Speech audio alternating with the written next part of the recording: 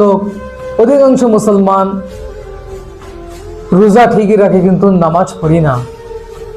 তাহলে আপনি নামাজ না পড়ে রোজা রেখে আপনার লাভ কি? কোন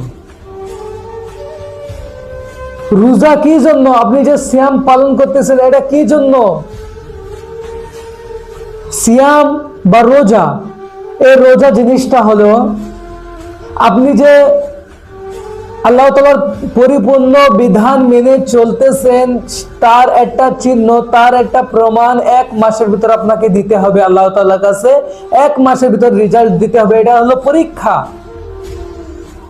রমজান মাস এটা হলো একটা পরীক্ষা, তাই না? এটা হলো একটা পরীক্ষা। তাহলে 1 মাসের রেজাল্টের ভিতরে আপনাকে আল্লাহ তাআলা পরীক্ষায় পাশ করাবেন কিয়ামতের দিন, যদি এই 1 মাসের রেজাল্ট আপনি ভালো দিতে পারেন,